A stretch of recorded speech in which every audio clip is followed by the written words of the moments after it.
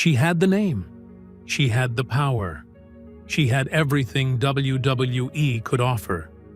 But Stephanie McMahon didn't just inherit an empire, she inherited its darkest secrets. A father who saw his daughter's pregnancy as a storyline. A eulogy she delivered for a murderer, not knowing the truth. A throne she finally claimed only to walk away from it. Stephanie McMahon's story isn't about what she lost. It's about what was taken from her slowly, publicly, and without apology. The cameras caught everything. But they never showed this. Stay with us, because what we're about to reveal will change how you see the McMahon empire forever. The pitch that crossed every line. Before we go back to the beginning, there is something you need to hear first. In 2006, Stephanie McMahon was pregnant with her first child.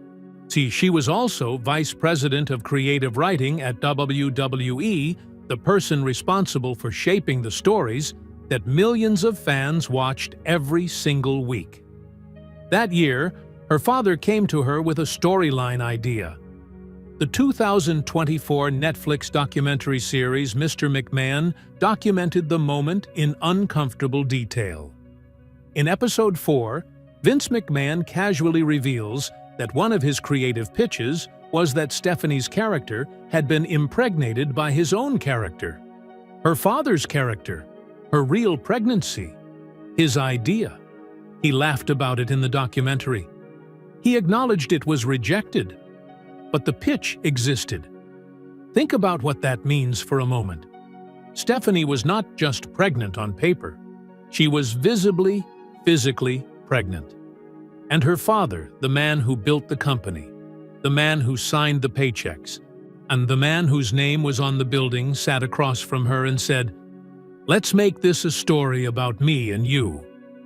A father looked at his pregnant daughter and saw content. He sat across a table from her, looked at her visible pregnancy, and proposed a fictional incest storyline built on top of it. This was not a brainstorm between strangers. This was family. This was also business. And in the McMahon world, those two things had never been separate. To understand why Vince even thought this was worth pitching, you have to understand the era he had built. The Attitude Era had systematically pushed every boundary on mainstream television for nearly a decade. Vince's entire creative identity was built on the belief that shock was a tool, and no subject was too sacred to use. The financial success of that era had only reinforced that conviction. He had been rewarded, repeatedly, for going further than anyone else dared. But this was different.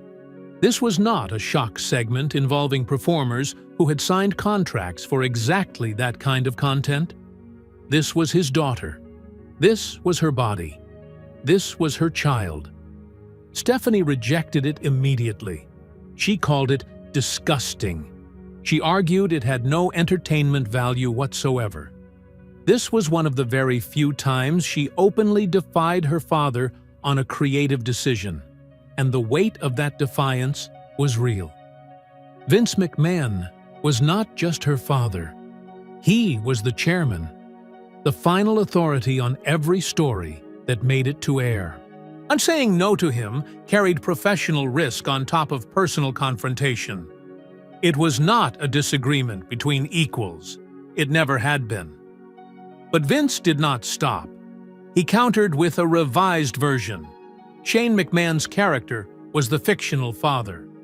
Brother-sister incest in place of father-daughter incest. Stephanie rejected that version too. There was no HR department, no institutional safeguard, no review board, just a daughter saying no to her father, who was also her boss. Twice, in the same meeting. And what is perhaps most disturbing is not that the pitch was made. It is that Vince McMahon laughed while telling the story on camera nearly 2 decades later, as if it were just another idea that didn't quite make the cut. Another brainstorm that fizzled out. The machinery of WWE had always been engineered to normalize the extraordinary. to make the deeply uncomfortable feel like just another day in the writer's room. For Stephanie, it was not just another day. It was her pregnancy. It was her body. It was her father.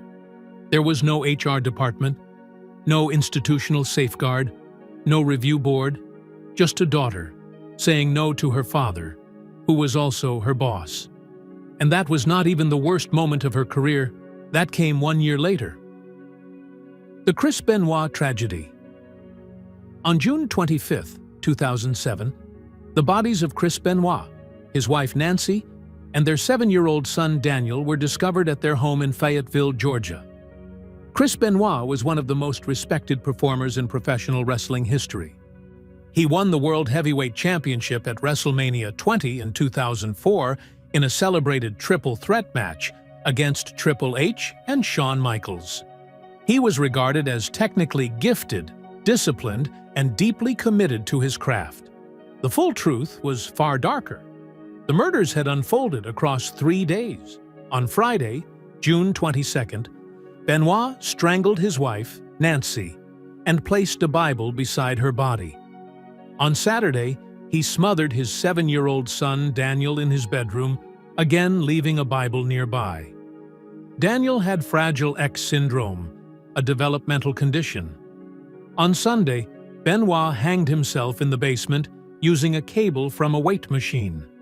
He had missed WWE events that weekend and sent cryptic text messages to colleagues, including Chavo Guerrero and referee Scott Armstrong, providing his home address and noting the dogs were in the pool area.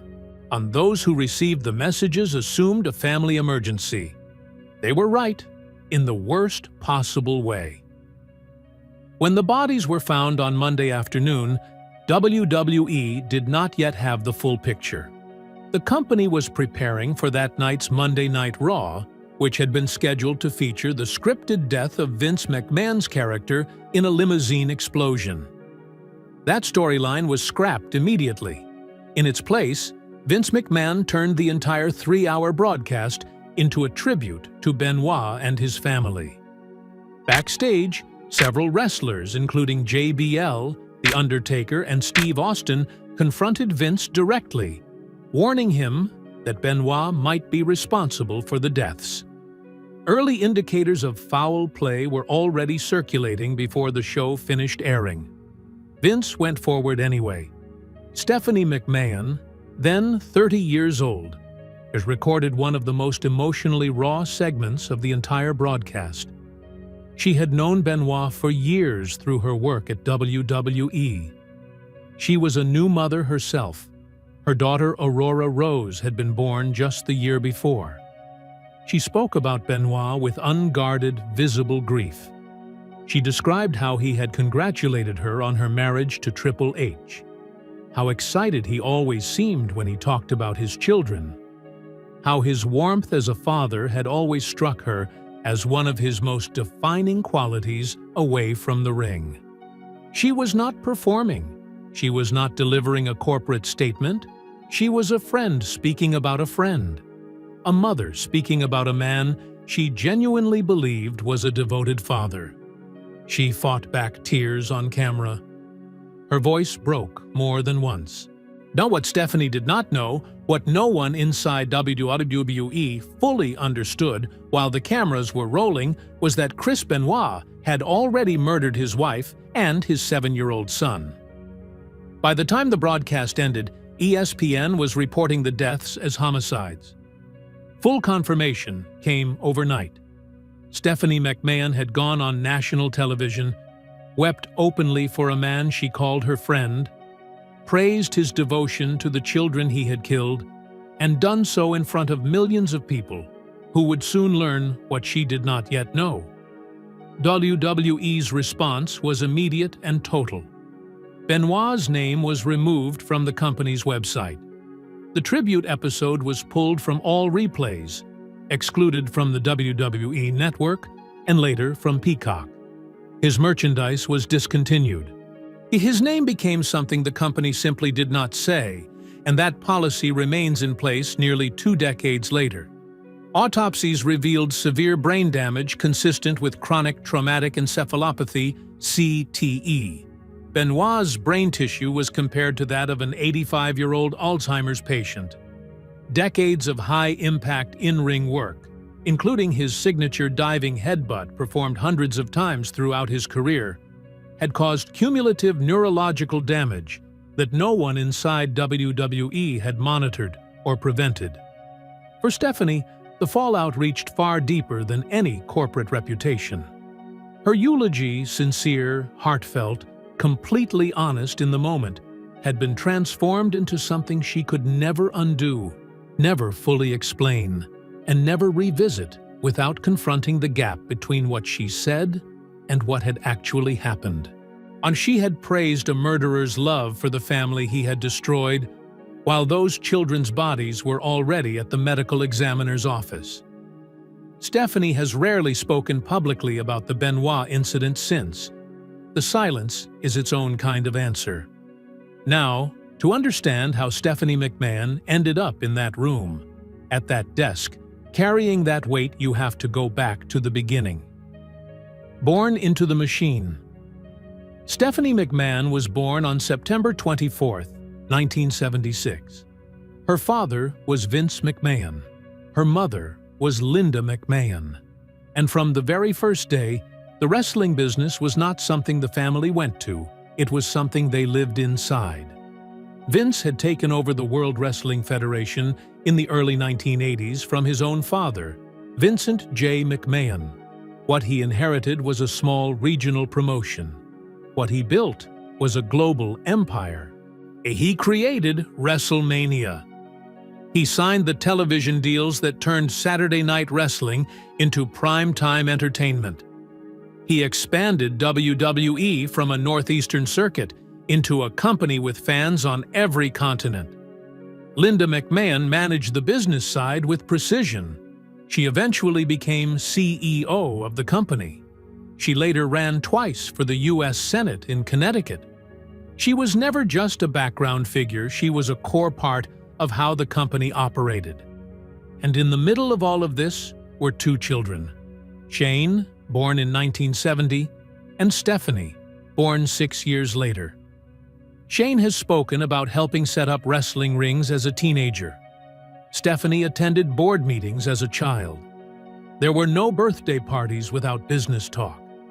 No family dinners without storyline discussions. The line between family time and work time did not exist in any meaningful way. They were the same thing.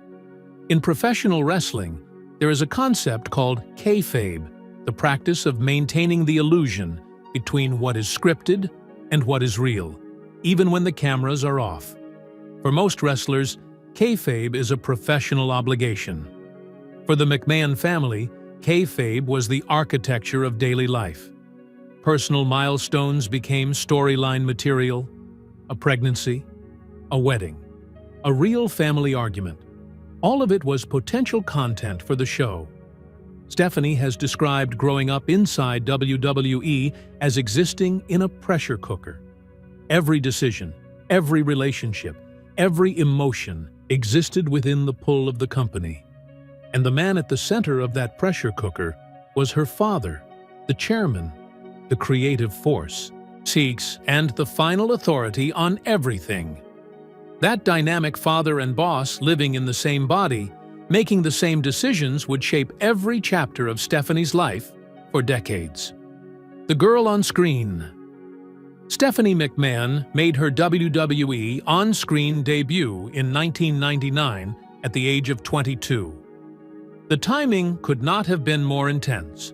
WWE was in the middle of the Attitude Era, a period defined by adult-oriented content designed to win a bitter ratings war against rival promotion, WCW. These were the tools WWE deployed every Monday night to grab viewers and hold them. And into that environment walked the boss's daughter. Her first major storyline cast her as the innocent daughter kidnapped by The Undertaker, where it leaned directly on her real identity as Vince McMahon's actual daughter. The emotional stakes were built on the fact that audiences knew this was real family. That blurred line between fiction and reality was not accidental. It was the product of a creative philosophy that had always treated the personal as fair game. The story evolved quickly into something more provocative. A scripted marriage to wrestler test was interrupted when it was revealed she had previously been drugged and married to Triple H, real name Paul Levesque, in a storyline involving implied non-consensual elements written for maximum shock value. What happened off-screen during this period was not scripted. Stephanie and Triple H began dating in real life. They married in 2003. They had 3 daughters together. A fake storyline had become a real family. That was the pattern scripts bled into life, and life bled back into scripts. Shane McMahon followed a similar template on screen. He played the rebellious son clashing with Vince in storylines built on genuine generational tension. Even Linda McMahon appeared in storylines at one point portrayed as comatose, in another, slapped by Vince on live television. The family's real dynamics were not just referenced in the stories. They were the raw material the stories were constructed from. Vince said it plainly more than once. Family is business, and business is family. That philosophy drove WWE to heights no regional wrestling promotion had ever reached. Pay-per-view events drawing millions of buyers. Television deals worth hundreds of millions. A global touring schedule. A stock market listing. But the same philosophy that built the empire also built the conditions for everything that followed. When nothing is off-limits for the show, nothing is off-limits for the family either.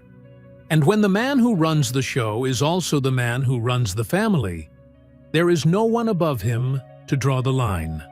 Rise and Fall, her final chapter.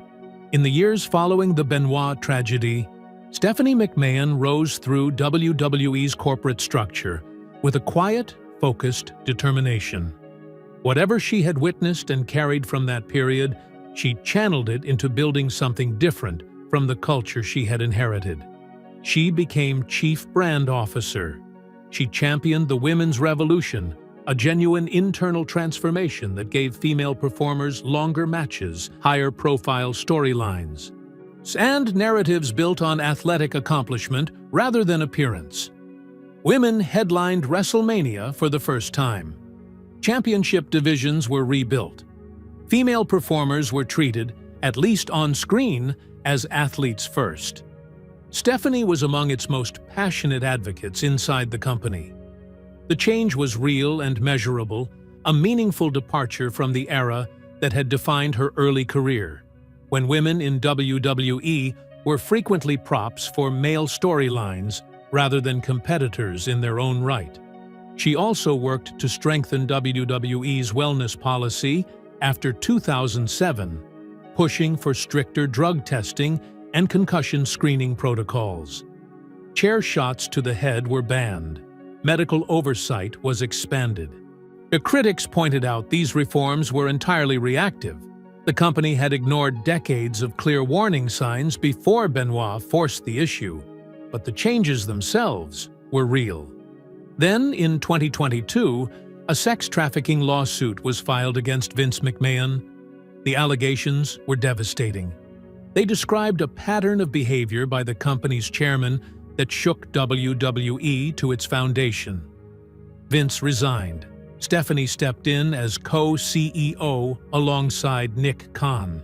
For a brief moment, it appeared the chapter she had spent her entire career preparing for had finally arrived, the chance to lead the company without her father's direct control, on her own terms, under her own name. It did not last. In 2023, amid Vince's attempted return to the company through a board restructuring effort, Stephanie resigned from her position. So the precise internal dynamics of her departure involve layers of corporate maneuvering and family politics that may never be fully public. The result was clear. Stephanie McMahon left the company her family had built and operated for over 4 decades.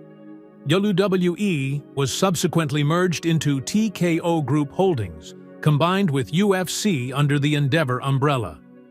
His appearances in WWE had been sporadic for a long time. He had built space between himself and the machine. Stephanie had stayed inside it, committed to it, shaped by it, until the machine itself was dismantled around her. Stephanie McMahon's story is not a single tragedy. It is the slow accumulation of a life spent inside a system that consumed everything it touched. She was in board meetings as a child. She was used in storylines as a young woman. And she delivered a eulogy that became a wound she will carry for the rest of her life. She held the throne she had always been moving toward and then walked away from it. The McMahon empire is gone now, but the human cost of building it, running it, and surviving it doesn't disappear when a company changes hands. Stephanie McMahon paid a price that no title, no championship, and no corporate role could ever measure. That is the tragic fate of Stephanie McMahon. If this video hit different, smash that like button. It genuinely helps this channel grow. And drop a comment below. Do you think Stephanie made the right call walking away? We read every single one. See you in the next one.